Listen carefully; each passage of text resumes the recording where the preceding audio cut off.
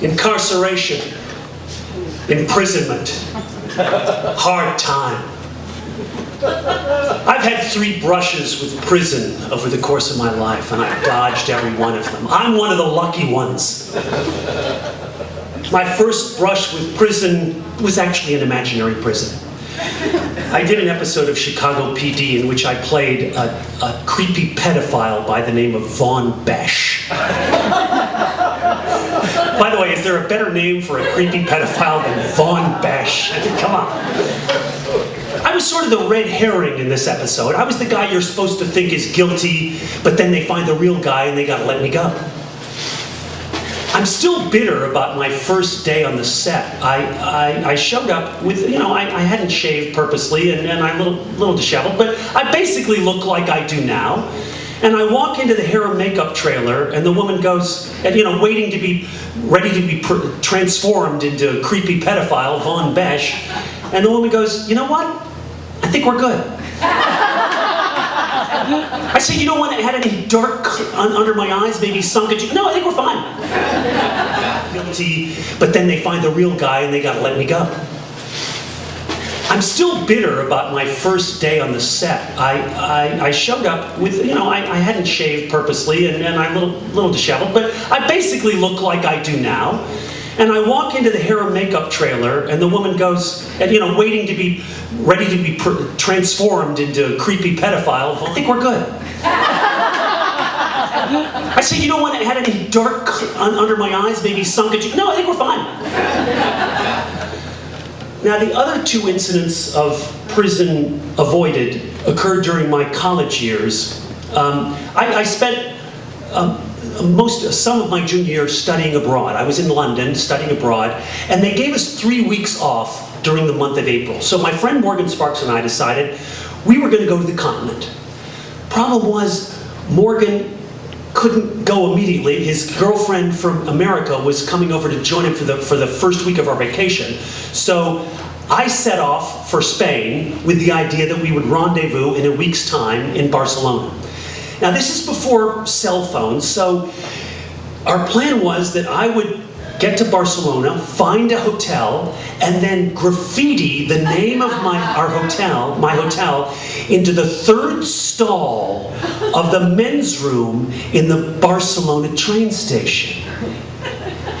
He would arrive in Barcelona a week later, see the graffiti, and track me down. Great idea, right? Great plan. No, not really.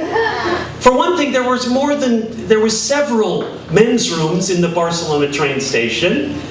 Was it the 3rd stall from the left or the 3rd stall from the right? Anyway, the plan failed miserably, but by some stroke of pure dumb luck, Morgan and I ran into each other on the streets of Barcelona a day after he arrived.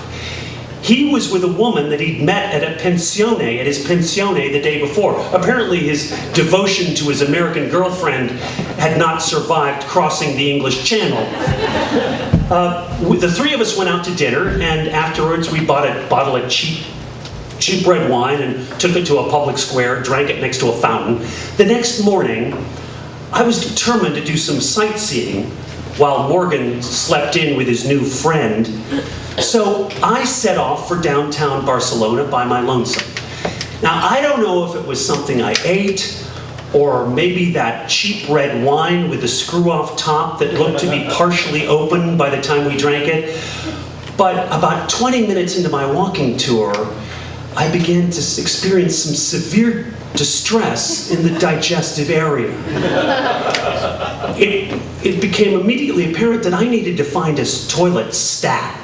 So I duck into the nearest cafe, not noticing the bathrooms for customers only sign, and I'm immediately shooed out by the owner. I scurry into the next place, that doesn't even have a bathroom. Now I'm desperate. So I literally duck behind a nearby bush and proceed to experience the most explosive diarrhea in recorded history. Projectile diarrhea. Now, the intestinal relief that I feel is very short-lived. because before I even get to use much of the leaves from the nearby bush, I hear angry Spanish voices. I look up, it's two gendarmes from the local police, and they are aiming Uzis. Yes, apparently Barcelona policemen carry machine guns. They were aiming Uzis. I look behind me, and I realize, I see that I'm standing on the front lawn of a very large cathedral. And even though I don't really understand most of the Spanish they're shouting at me, I realize that they think I'm a terrorist who has just defecated on a national monument.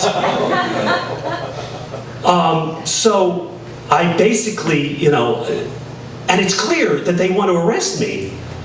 But it's also clear that they don't want to come anywhere near where I'm standing.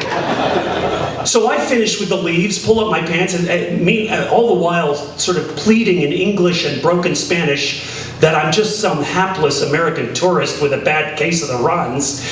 Eventually, after looking at seeing how pathetic and embarrassed I was, they decided to let me go with a warning. I had not escaped utter and complete humiliation. The third incident of jail avoided actually occurred a year before that. The St. Lawrence University has a 4-1-4 curriculum. That means the first term is 4 months long, the second term is a 1-month interterm in January, and the third term is 4 months long. Now, the 1-month interterm was usually used, you could devote a whole month to one course of study, an independent project if you cared to. And I had spent a lot of my time at St. Lawrence doing theater. One of my fellow theater geeks was a budding impresario by the name of Doug Kerr. Now, Doug's interterm project was going to be producing and directing a production of a children's play called Moon Magic, and touring it to various grade schools in Canada, which was right across the St. Lawrence River from our university. I would be an actor in this play, and therefore satisfying my interterm requirement. Now, very gourmand, because very early in the tour, we realized, it became apparent that he's spending a lot of the budget on fine food. We would eat in these delicious 4-course meals in these fancy 3-star restaurants, and then retire to a no-star hotel or motel where there were weird stains in the walls and even weirder stains on the bedclothes. The kind of place where even Norman Bates would walk in and go, you know what, I think I'm gonna pass. So one night we're eating this incredible, and it's a frigidly cold night, by the way. Remember, this is Canada in January. We're eating this stupendous meal at this fancy French restaurant in downtown Ottawa. And Doug Kerr announces that we'll be spending the night at the local youth hostel. Well, we get to this hostel, and it's immediately apparent that this place used to be the county jail. There's bars on the windows, bars on the doors. We walk into the reception area, and there's a little TV on in the corner. Figures underneath the static, but there's like 12 people watching it. We go to the reception desk, and behind this bulletproof glass is this guy that looks like Bugs Bunny without the ears, but with a bad meth habit. And he hands us our towels, our sheets, and our pillows, and points us towards cell block H. Now, this turns out to be a cell block with about 20 bunk beds, a communal cell block. We go, the metal doors clang behind us, and we each pick our bunk beds. Now, these bunk beds have been shoved up against these floor-to-ceiling radiators. And because of the inclement weather, these radiators are working overtime. So, as a result, throughout the evening, whenever anybody would roll over in bed, you'd hear this, "Oh, God!" The whole night was punctuated by the sound of burning flesh. "So, motherfucker, God!" Then we'd all just jolt awake. What the fuck, And then slowly, one by one, we'd all fall asleep until the next, "So, cocksucker!" Yeah. It was like a night in hell. Well, The next morning, we broke out of there at 6 a.m. and never turned back.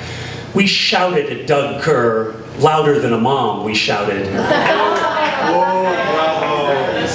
Fuck you, Doug Kerr. Tonight, we're eating at Shoney's and sleeping at Embassy Suites, bitch.